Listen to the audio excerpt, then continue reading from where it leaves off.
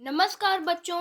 आज हम कक्षा 10वीं की कविता एक साखी करेंगे, जो कि कबीरदास जी द्वारा रचित है।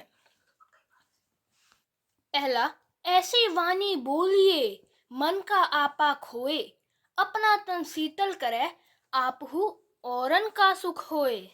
प्रसंग प्रस्तुत दोहा हमारी हिंदी की पाठ्य पुस्तक स्पर्श में संकलित भक्ति काल के निर्गुण कवि कबीरदास द्वारा रचित साखियों से उद्गृत है।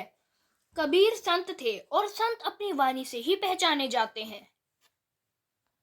सरलार्थ। कबीर कहते हैं, ऐसी वाणी अथवा बोल बोलो जिससे मन का अहंकार नष्ट हो जाए, अर्थात मन में जो स्वार्थ भावना, जो सांसारिक मोह है, वह छूट जाए। कवि कहता है, जिसकी वाणी अहंकार को समाप्त करती है, वही अपने तन से शीतल यानी विनयी और शांत रहेगा, और उसके पास आए हुए व्यक्ति भी सुख का अनुभव करेंगे। कस्तूरी कुंडली बसे मृग ढूंढे बन माही, ऐसे घटी घटी राम है दुनिया देखे नाही। सरलार्थ।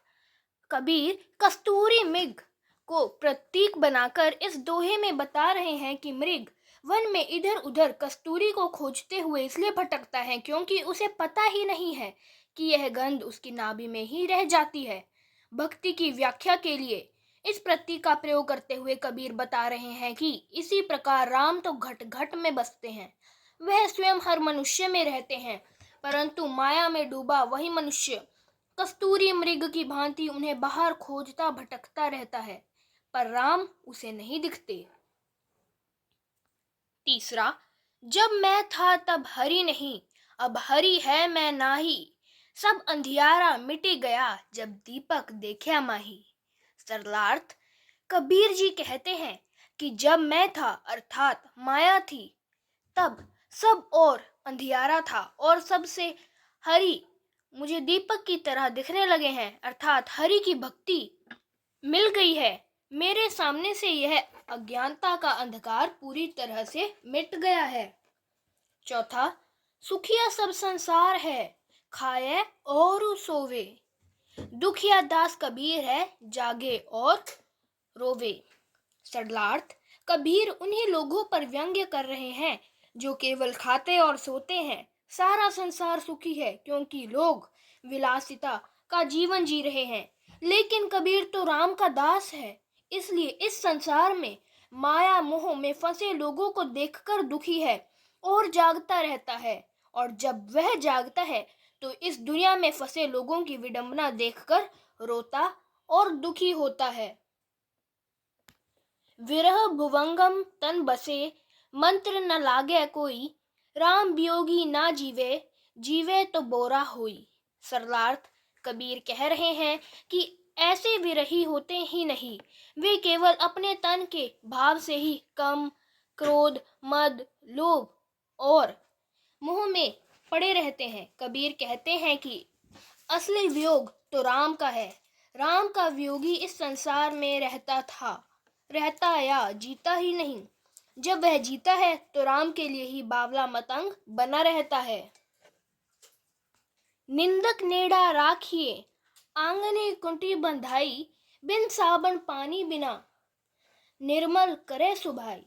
सरलार्थ। कबीर कहते हैं, स्वभाव इस संसार में लोग निंदक या आलोचक को समीप रखने से मना करते हैं, लेकिन मेरी सलाह है कि अपने आंगन में, अपने ही घर में कुटिया बनाकर उन निंदकों को अपने पास ही रखना चाहिए जो आपकी खामियां गिनाए। ऐसे निंदकों को पास रखकर मनुष्य बिना साबुन पानी के ही अपने स्वभाव को स्वच्छ और निर्मल बना सकते हैं। पोथी पढ़ी पढ़ी जग मूवा, पंडित भया न कोई, एके अक्षर पीव का, पढ़े सुपंडित होई। सरलार्थ। कबीर कहते हैं कि मोटी मोटी पुस्तकें पढ़कर वेद पुराण और ज्योतिष का विद्वान कभी भी सही मायनों में पंडित नहीं होते। कबीर की चिंतन धारा में वही व्यक्ति वास्तविक पंडित है या होगा जिसने ईश्वर भक्ति, ईश्वर प्रेम का एक भी अक्षर पढ़ लिया है, समझ लिया है, अर्थात जिसने ईश्वर भक्ति को पूरी तरह से आत्मसात कर लिया हो और उसमें डूब गया हो, वही सही अर्थों में पंडित है। हम घर जाले आपना, लिया मुराड़ा हाथी, अब घर जालो तास का, जे चले हमारे साथी। सरलार्थ, कबीर इन व्यक्तियों से कह रहे हैं कि मैंने अपना घर जला दिया है, मैं उन घरों को जलाने के लिए मुरादा तुम्हें दे रहा हूँ, इसे लो और अपना घर जला डालो, तभी तुम्हें सही सामाजिक मूल्य समझ आएंगे, तब तुम स्वार्थ की दुनिया से ऊपर उठ जाओगे। ऐसा आदमी ही जो अपना घर या स्वार्थ जला सकता है, वही आगे बढ़कर दूसरे का स्वार्थ रूपी घर जलाने के लिए तैयारी कर सकता है और इस बात की भी भूमिका बना सकता है कि ऐसे लोग ही उसके साथ रहें। बच्चों, अब हम कबीरदास जी के चरित्र के बारे में पढ़ेंगे। कबीरदास जी जीवन परिचय।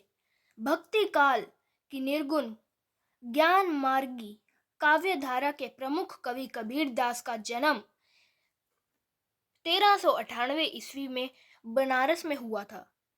कहते हैं कि उनकी विधवा ब्राह्मणी माँ लोकराज के डर से उन्हें पैदा होते ही लहर तारा तालाब के पास छोड़ गई थी, जहाँ से नीरू-नीमा जुलाहा दंपति उन्हें उठा लाए और उनका लालन पालन किया।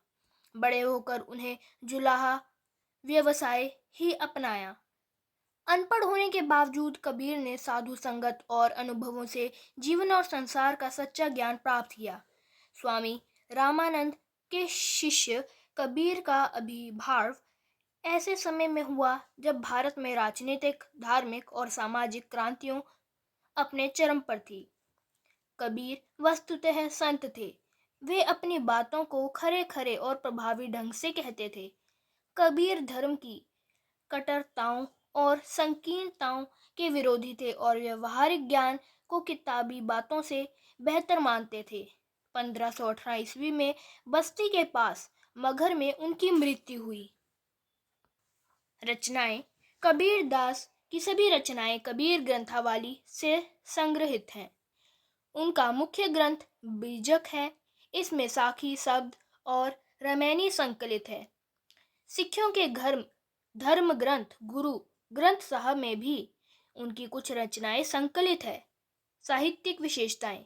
कबीरदास ने अपनी रचनाओं में शास्त्रीय ज्ञान की अपेक्षा साधु संगीत और अपने अनुभव से प्राप्त जीवन व संसार के ज्ञान तथा गर्भ को प्रमुखता दी है। उनके दोहे निर्गुण ईश्वर की उपासना के संदेश देते हैं। उन्होंने समाज को एक करने और प्रेम से रहने के लिए धार्मिक आडंबरों और आचारों से रहित मानवतावादी सर्वमान्य सिद्धांत प्रतिपादित किया। उन्होंने अपनी रचनाओं के माध्यम से बताया है कि ईश्वर एक है, निर्विकार और अरूप है और सच्ची भक्ति से ही मिलता है। भाषा शैली।